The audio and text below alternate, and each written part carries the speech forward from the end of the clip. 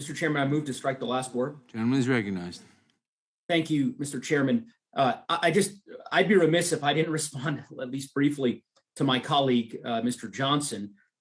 We have extended debates from time to time on the Constitution and our competing views of the constitutionality of different provisions. But I have to confess that I have seen Republicans do something today that I never thought I would ever see, which is apparently praising the Ninth Circuit Court of Appeals and taking the position that a Ninth Circuit Court of Appeals decision is the final word on the constitutionality of a given provision. Of course, I've served on this committee long enough to remember my colleagues on the other side of the aisle complaining about the Ninth Circuit year after year after year and making the case that simply because the Ninth Circuit had ruled something unconstitutional did not mean as a dispositive matter that the statute in question was unconstitutional. But in any event, I'll digress. Mr. Chairman, I want to say— Would the gentleman yield for a moment?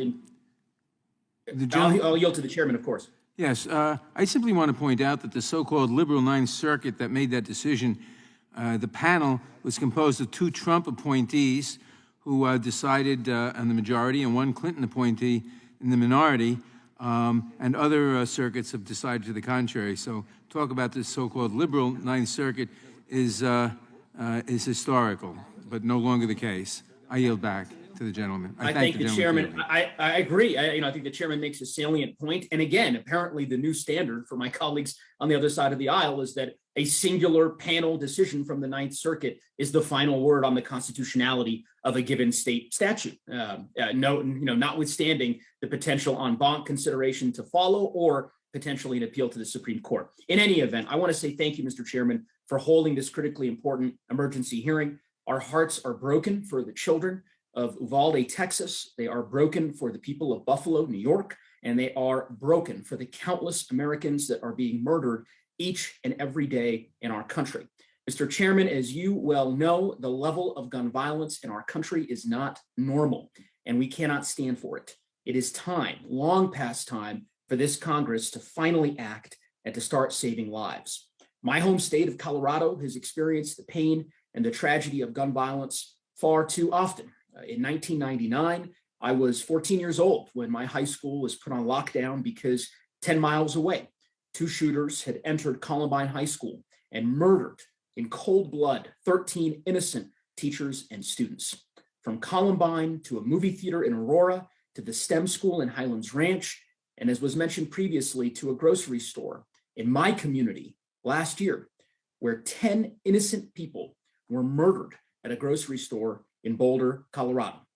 Countless lives lost, children, parents, Coloradans, and Americans. The high schoolers who experienced Columbine are now grown up, and yet 23 years later, our kids continue to face gunfire in the places where they are supposed to be safe. Columbine was once considered to be the deadliest shooting in United States history at the time, and that, as we all know, is no longer the case. From Sandy Hook to Uvalde, far too many communities have been plagued by the scourge of gun violence. As policymakers, we have the opportunity today to do our part in stopping this violence. We have got to do more.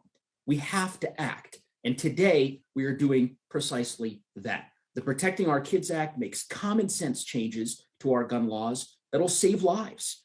The safe storage requirements, which we passed in Colorado last year, raising the age required to buy semi-automatic rifles from 18 to 21, another common sense measure that I've co-sponsored since I came to Congress. There is more that we can and we must do, and I will certainly keep pushing for the same every day, because Boulder can't wait any longer. Colorado can't wait any longer, and our country certainly can't wait any longer. So I thank the chairman again for bringing this bill up for markup today, and I yield back the balance of my time.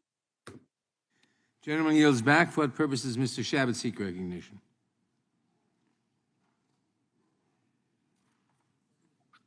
Mr. Chairman, I have an amendment at the desk.